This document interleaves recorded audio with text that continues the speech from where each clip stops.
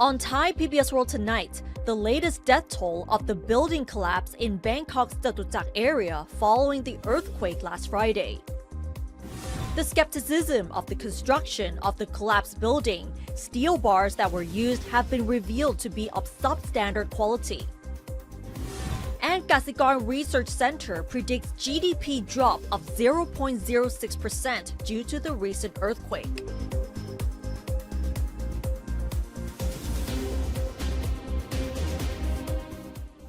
And good evening and welcome to Thai PBS World Tonight. I'm Nabunak and today is April Fool's Day, where most of you would get used to playing tricks with your friends before revealing that it's simply an April Fool's joke. But playing these jokes won't be appropriate at this time, especially now with challenges to disseminate fake news and misinformation, and also with the devastating earthquake in Myanmar and the building collapse in Bangkok. So the Thai cybercrime police has warned netizens not to post fake news or misinformation, or else they might be subject to imprisonment. The cybercrime police posted on its official Facebook page that following the earthquake in Myanmar, which sent tremors to Thailand, causing the building in Chatuchak area to collapse, the news have caused much distress and sadness among Thais. For this reason, on April Fool's Day, which is today, the cybercrime police is warning Thai netizens not to upload, post, and share fake news, which can cause panic and confusion among the public, and the police will take action against those responsible if violations are found. And also mentions that those who publish or share fake news would be subject to 5 years in prison and or a fine of up to 100,000 baht, according to Thailand's Computer Crime Act. And it's not just April Fool's Day that we have to be aware of this issue, because whenever you fall victims to fake news or misinformation, it is not funny at all. And now on to the latest death toll of the collapsed building in Bangkok's Chatuchak area following the earthquake last Friday. And as of now, Bangkok's Erawan Medical Emergency Center reported the death toll at the collapsed building in Chatuchak area, which is currently at 13, while at least 70 other people remain unaccounted for.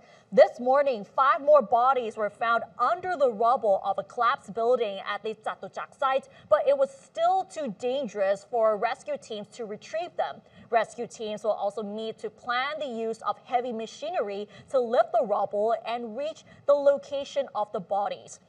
Thai authorities are still investigating why the building collapsed, while nearby buildings, including those under construction, remain intact. Previously, the deputy Bangkok governor said that weak life signs were still being detected and rescue teams were racing against time to save those trapped. The Thai team is set to meet with rescue teams from other countries who have just arrived to coordinate efforts to locate and assist those still under the debris. And while at least 70 workers are still unaccounted for, there are some signs of hope, because the specialized cameras from the international rescue teams managed to locate those 70 workers who might be trapped under the rubble. So now the rescue teams are actually racing against time to save the remaining workers under the rubble. And we have to say that the rescue operations are very difficult, because to remove the debris, it requires a lot of heavy machinery, and we have to be aware that signs of life might still be there, so it might be very dangerous to remove all the debris all at once. And at the same time, even though the chances are now very slim to rescue these workers alive, the rescue officials and authorities are not losing hope. So you can see that many of the rescue officials have been working around the clock to save those under the rubble. So praying for the victims to come out alive. And we also have some new information regarding the use of materials in the construction of the collapsed building in Chatuchak area. Thailand's Ministry of Industry has found that some of the steel bars that were used in the construction are of substandard. And according to the head of the working committee under the Minister of Industry, 10% of the steel bars used in the construction of the State Audit Office building in Chatuchak area, which collapsed during last Friday's earthquake, were found to be substandard. Samples of the steel bars collected from the construction site were sent for testing at the Iron and Steel Institute of Thailand under close observation by representatives from the Engineering Institute of Thailand and the National Metal and Materials Technology Center. And a total of 20 deformed bars and 2 round bars were tested in 3 steps. The tests showed that the deformed bars and the round bars were substandard, but their brand names could not be identified. The test results will then be compared against the steel product standards set by the Thailand Industrial Standards Institute. The 2.1 billion baht contract for the construction of the new building was awarded to a joint venture between Italian Thai Development Corporation and China Railway No. 10 Thailand Company, which is a Chinese state enterprise. And regarding the developments behind the suspicions behind the joint venture. Meanwhile, Justice Minister Taweesotsong told reporters today that the Department of Special Investigation, or the DSI, will investigate whether the Chinese construction company resorted to bidding collusion to win the 2.1 billion baht contract to build the State Audit Office building that collapsed. The DSI may also investigate whether the company, a Thai subsidiary of China Railway Group, is wholly controlled by Chinese nationals, with the Thai partners being merely nominees. Tawee pointed out that normally in a government call for tender in which there is only one bidder, the bid price should be 10 to 50% below the median price specified by the agency which called for tenders. And in the case of the building project, though, the bid price offered by a joint venture of Italian Thai Development and China Railway No. 10 was only about 1% below the median price. The Justice Minister also said that it has been discovered that China Railway No. 10 has not made any profits or paid any corporate taxes for the past several years, but has extended about 2 billion baht in loans to its board members. This, he said, makes it quite obvious that the company is completely controlled by Chinese nationals. He also insists that the DSI is empowered to investigate the company, bidding collusion, and foreign control of a registered Thai companies. And so far, the DSI has already held a meeting earlier today with the related authorities regarding the suspicions behind the construction project, and they might consider this as a special case as well. And following the earthquake, among the biggest problems that people have complained during the past few days is the SMS warning systems, as many of us did not receive the alerts, while some did not receive them until like 6 p.m. in the evening, when the earthquake actually occurred at 1:20 p.m. on Friday. So there is a huge gap. So many people have been complaining with what has gone wrong with the SMS alert systems, including the Prime Minister herself. Prime Minister Paetongtarn Shinawatra said she wants to see the SMS system be able to alert phone users of a future earthquake within 5 minutes of its occurrence so that they can evacuate to safety quickly. The Prime Minister chaired a meeting with relevant agencies at the Government House yesterday to discuss how to improve the SMS early warning system after it failed to alert the public fast enough to last Friday's tremor caused by a major earthquake in Myanmar. The Prime Minister said that it is not necessary to wait for more details about an earthquake before an SMS can be disseminated to the public, adding that once there is confirmation of a quake from the Meteorological Department, which is responsible for earthquake surveillance, it is right to warn the public through SMS or through other channels. The National Broadcasting and Telecommunications Commission, the Department of Public Disaster Prevention and Mitigation, and 2 major mobile phone service providers, AIS and True, agreed at a meeting last Saturday to cooperate more closely on the early warning system through SMS and other online channels. Both AIS and True pointed out the difficulties of sending the SMS, claiming that they have to check the phone numbers of people at or in the close vicinity of the scene of a disaster, such as an earthquake, a process which can take several hours. Also, the efficiency and speed of sending an SMS to phone users depends on the system of each provider, according to a report of last Saturday's meeting. So you might be able to recall that Prime Minister Pat Tongtan was furious during last Saturday's meeting that the SMS alerts were not sent immediately, and the NBTC actually claimed on that particular day that more than 10 million messages were sent on Friday, but the Prime Minister actually shot back, asking why many people in Bangkok complained that they had not received any of the messages. And I have to tell you that I was among those people who did not receive the message as well. And I found out about the earthquake on Facebook and from my friends. And the Prime Minister pointed out that the problem was that the sending of the SMS was way too slow, and it actually did not cover the majority of phone users. And this is a situation that must be rectified. And there's also another update related to the alert systems is that Prime Minister Pat Tongtan has ordered the NBTC to outline measures for a televised address which are to be broadcasted through the television pole of Thailand in case of natural disasters or state of emergencies. And this means if there's a natural disaster or a state of emergency, and the announcement must be made by the Prime Minister or whoever is in control, all TV channels must broadcast the televised address whenever there's an announcement related to natural disasters or the unrest. So even though the government has been trying to fix the underlying problems, but I think what should be the main priority now is the SMS alerts, because that would be the first thing that people will be aware of what is happening, especially when there are natural disasters like earthquakes or tsunamis and things like that. And now on to Myanmar, because over 2,000 people have died from the earthquake and thousands more have been displaced. And yesterday, Thai PBS World talked to the Minister Counselor at the Royal Thai Embassy in Yangon as he talked about the ongoing efforts and challenges to rescue the victims following the earthquake last Friday, and most importantly, how Thai nationals in Myanmar have been affected by the quake. Let's find out more in this interview by Pongsatat Sukhapong. So what is the current situation in Myanmar following the powerful earthquake last Friday, Kap?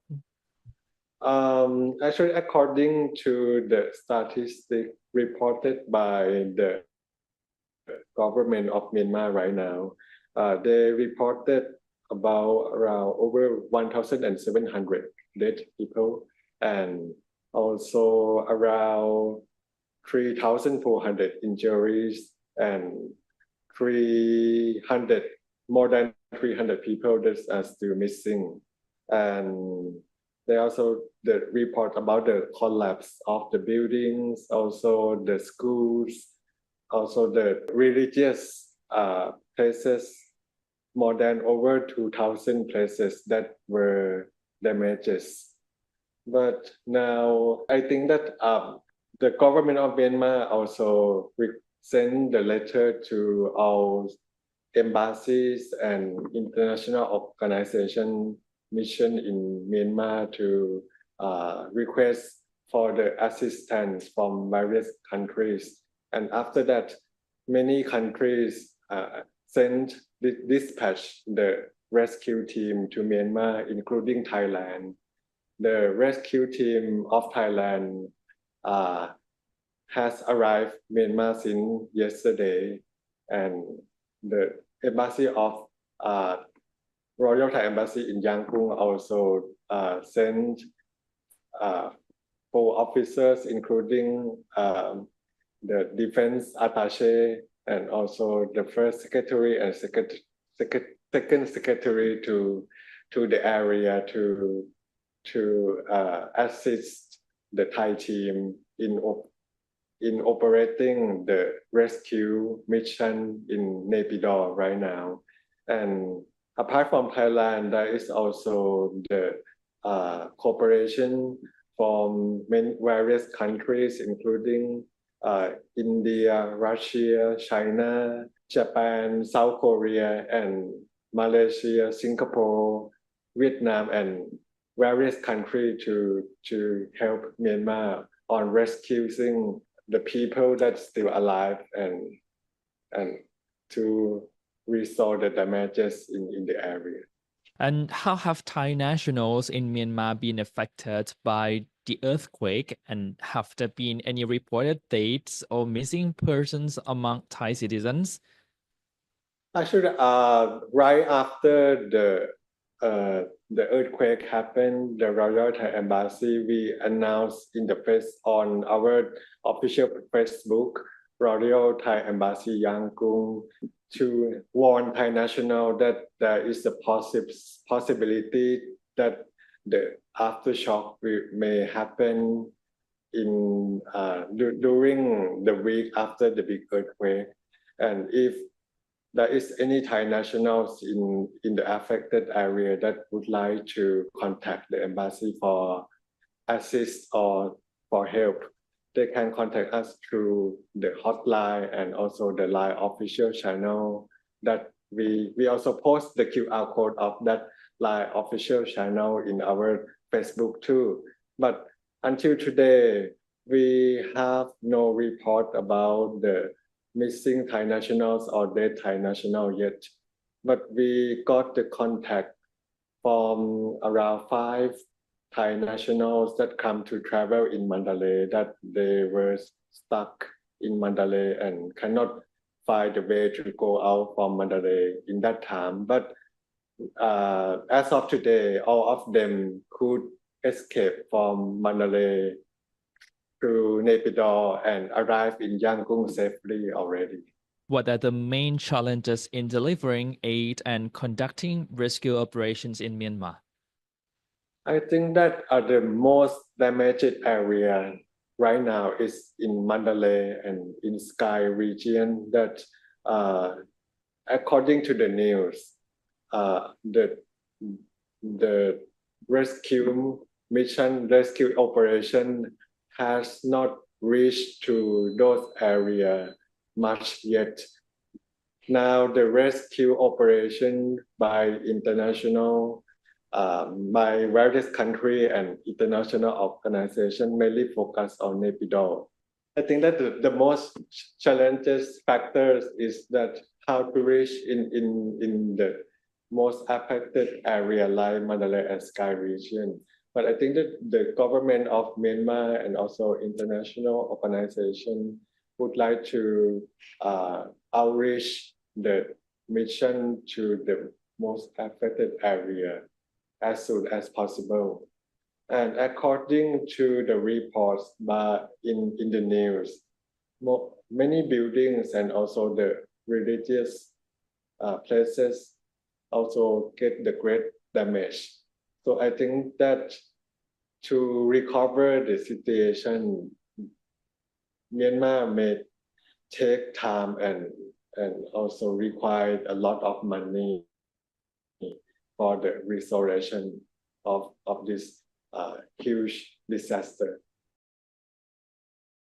And in related news, Thailand's Ministry of Foreign Affairs said it is unclear whether Myanmar's junta leader Min Aung Hlaing will attend the BIMSTEC summit in person or online. The ministry's spokesperson said today that all other BIMSTEC leaders are still expected to attend the summit. However, due to the recent earthquake in Myanmar, his participation is still uncertain. The summit is scheduled to take place in Bangkok from tomorrow until Friday. The BIMSTEC summit is actually one of the events to watch out for, and we'll have to wait and see whether Min Aung Hlaing will actually attend the event in person or online. And now let's move on to the effects on the Thai economy following the earthquake last Friday. Kasikorn Research Center has forecasted that the GDP will slightly drop following the earthquake in Myanmar, and the tremors of which were felt in Thailand as well.